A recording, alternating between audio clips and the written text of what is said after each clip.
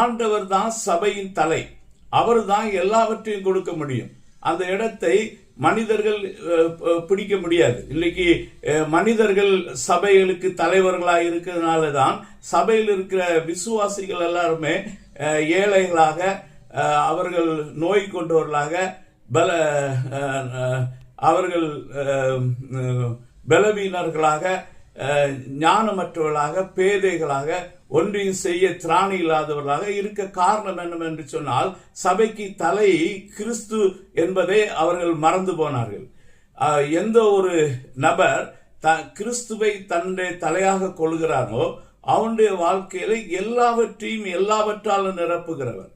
ஆண்டவர் எதற்கு உன் தேவனாய கர்த்தரிடத்திலே முழு இருதயத்தோடும், முழு பலத்தோடும், முழு ஆத்மாவோடும், முழு இருதயத்தோடும் அன்பு கூறு என்று சொன்னார் என்று சொன்னால், அவரை அன்பு கூறும்போதுதான் அவருடைய திட்டத்தை ஏற்றுக்கொண்டு அவர் செய்ய சொல்வதை செய்வார்கள். அவர் என்ன செய்ய சொல்கிறார்?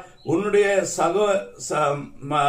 சகோதரனை உன்னை நேசிக்கிறது போல நேசி. அப்போ எல்லாருக்கும் எல்லாம் கிடைக்க வேண்டும். அப்படிப்பட்ட சிந்தனை தான் தேவனுடைய சிந்தனை. அந்த தேவனுடைய சிந்தனைக்கு அவர் கொடுக்க ஆயத்தமாயிருக்கிறார்.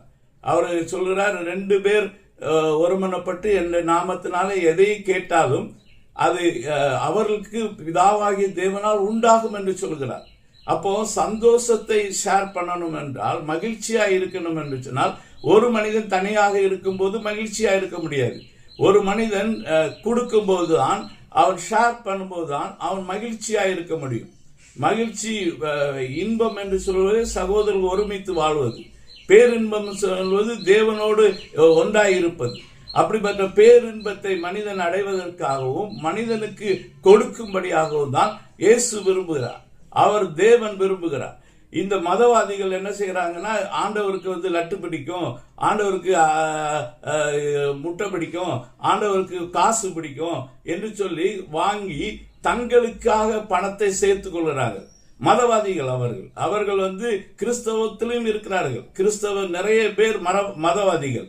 அவர்கள் பணத்தை உங்களிடத்திலிருந்து சுரண்டி கொள்ளையடிக்கிறவனா இருக்கான். அந்த பணங்கள் எதற்காக தேவனுடைய வீட்டிலே வர வேண்டும் என்று சொல்லுகிறார் என்று சொன்னால், அவர் ஏழைகளுக்கு ஆகாரம் உண்டாகும்படியாக, ஏழைகளுக்கு பசி ஆறும்படியாக, விதவைகள் திக்கற்ற பிள்ளைகள் விசாரிக்கும்படியாக. எதற்கு தேவன் ஒரு மனிதனை ஆசீர்வதிக்கிறார், ஒரு மனிதனுக்கு செல்வத்தை கொடுக்கிறார்?